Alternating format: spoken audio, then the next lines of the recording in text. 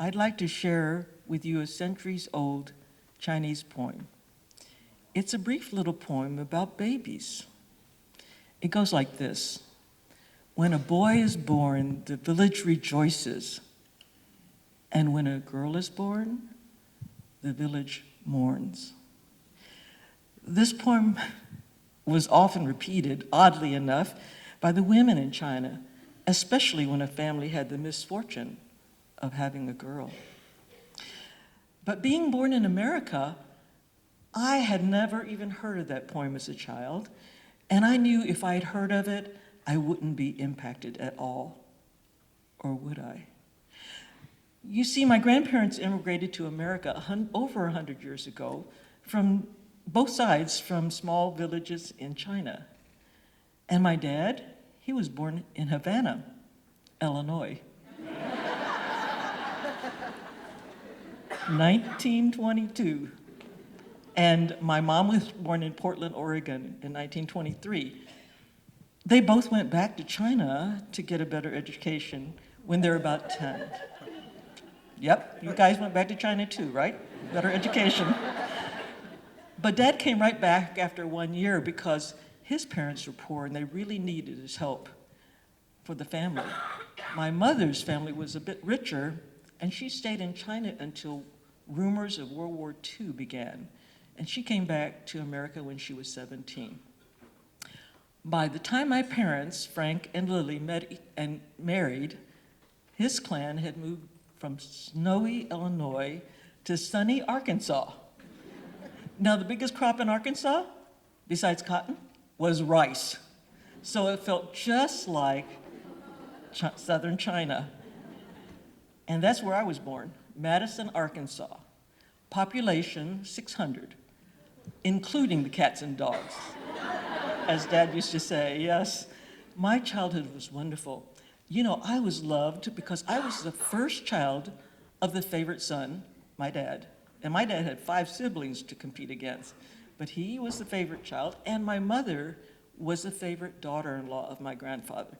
Of course, then, I was a favored grandchild. How could I not be happy? You know, well, I was the last cousin to learn how to walk, but I was the first person to learn how to talk, and I never stopped from then on. In fact, at 3 years old, I was known for being able to quote Chinese poetry. Of course, it was with a southern drawl, y'all. I was writing Chinese when I was 4, and my mom even taught me the ABC so I could get ready for school. And remember the little red schoolhouse? Yes, in black and white. I got to watch that when I was good. So I felt like the reigning princess of my kingdom.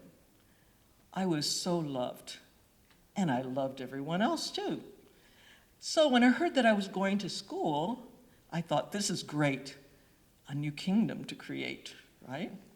Until the morning of the first day of school, when Mom was tying the bow on the back of my dress, my lacy white dress, and I wanted to figure out what to say to my teacher. So I said in Chinese, Mama, 我该喊我个先生呢? And she said, say, hello, Miss Carey. Well, I could say that, but what would I say next? Would there be any little first graders who could speak Chinese too? Nope. So I thought, what will I do? How do I fit in? I just had to fit in, but how? So I tried to remember everything about my ABCs, but I knew it wasn't enough. I do remember that Mother proudly gave me my own little briefcase to go to school, and I had 4 blocks to walk to school, and I got to the school, and I looked around the bushes. There was not a single first grader with a briefcase. So I took the briefcase, I actually did this, and flung it into the bushes. And I just prayed that nobody would steal it before I got back. So then I walked into the schoolyard, trying to look casual, and there were these huge swings. I didn't know how to swing. And I thought, okay, I gotta come back on the weekend and learn how to do this. We had no swings at home, right? So then the bell rang. I knew what I was supposed to do. I went in with all the kids. They all said, "Hello, Miss Carey," and I did too. And then I sat down on my assigned seat and I spent the next week watching every first grader, trying to get the lingo down, trying to know how to act to be a first grader. And it worked. You know, I learned to swing, but I didn't learn how to stop the swing. Have you ever?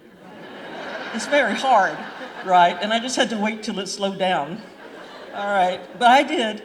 And then little Delbert Paget helped me find my first Easter eggs, because I didn't know what an Easter egg was, and I got my first little boyfriend. So I got my kingdom started.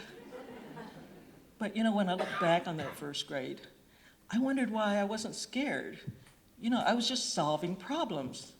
And I know it was because I was so loved in those first 5 years. Mother would say to me, "You can do anything if you work hard enough." And I believed her. It was those memories which gave me the courage to face challenges, move forward, try new things, and never let the fear of failure stop me. And it wasn't that I was afraid of failing. I just knew that I could get up and move forward again. That courage carried me on as I grew up. You know, at 16, I wasn't even scared to take the train alone from Little Madison, Arkansas, to Big Quincy, Illinois. I love Illinois. Population 38,000, and that's not including cats and dogs, right? You know, the reason I was going was because I won a piano contest in Arkansas. And the big prize was, yes, a free 1-week camp in Quincy. Some of you have been to that camp. I can tell. It was a music camp. Remember the 8-piano concerto? William Tell Overture? Okay, all right, I'll get back to it. Anyway, it was wonderful. But I was excited about the camp. I remember looking back, and my dad was on the platform. He was pacing back and forth. You know, this is a 16-year-old. Would you even let your 16-year-old take a train right now from Arkansas to Quincy? And he was pulling his hair out, what was left of it. And my biggest worry was that he'd be bald by the time I got back. Seriously. But I never worried about the camp. Now, at 19, my sister and I flew alone from the US to Taiwan for a 6-week summer camp. And we were prepared for all the surprises. Some of the ones I remember were the rats that were floating in the flooded water when we had a big storm, the fact that there was no air conditioning, and I love air conditioning even in Illinois, and then we had mosquito nets so we wouldn't die of the malaria. But we got through all of that, and we were confident, more confident, and wiser about the world. So that really moved us forward.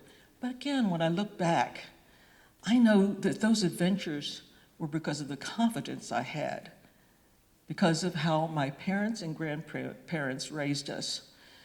But what I didn't know is that it could have been so much different.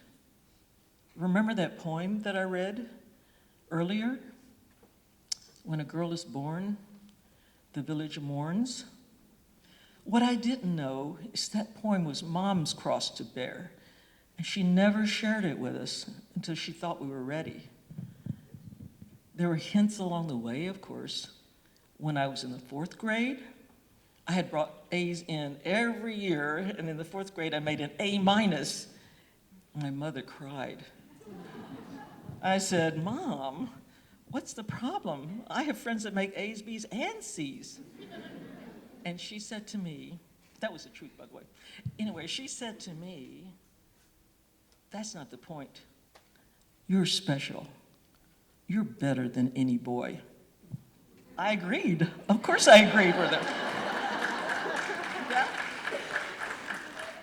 But what I wasn't sensitive to was the sadness she had from that poem, and the sadness that grew more and more from the day that I was born.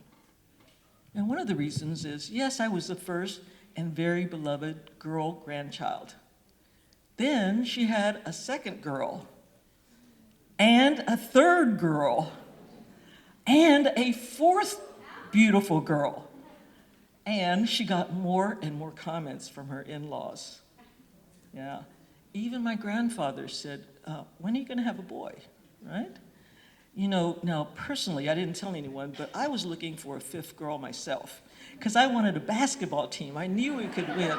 I knew we could win. I loved basketball. But you know, there's a teeny, like a couple of inch average difference between all of us and an average American girl that, you know, but you ignore that stuff when you have big dreams, right? Tall dreams, I should have said. But now, on the other hand, Mother wasn't sure that she wanted to try again. But because of that poem, she decided she would try one more time for a fifth baby, a little boy. But it was a girl, and I got my basketball team. However, you know that my mom got more comments. She got more comments.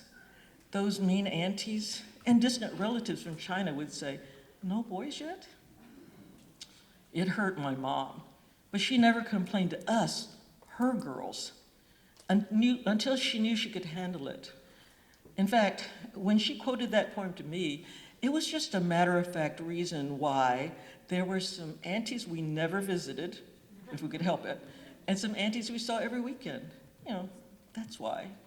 And yet, when Mother actually stated that poem to me, it was really like a punch in the gut.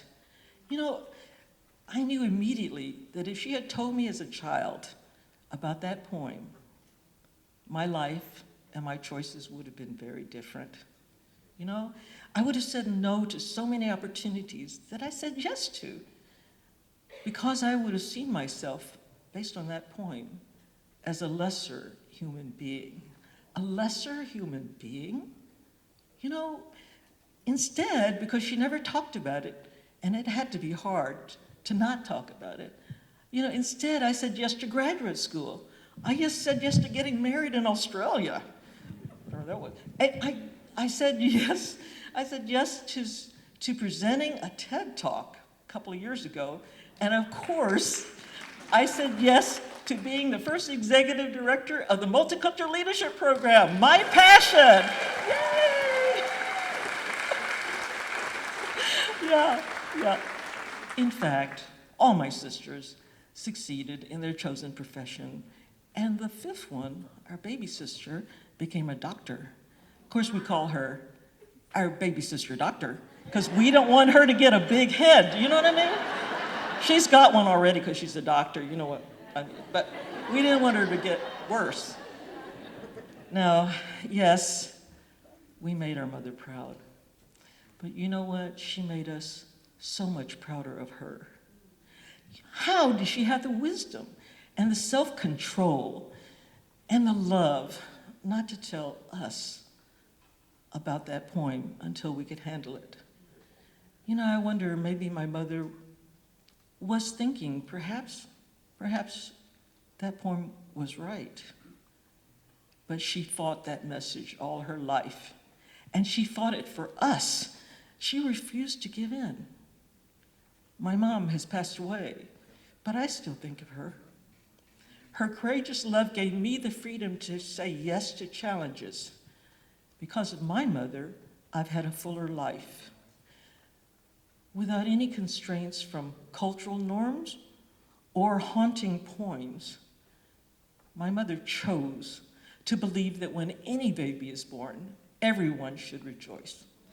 And every child should be loved and celebrated and given every chance to be the best they can be. I am who I am because of the courageous love of my mother.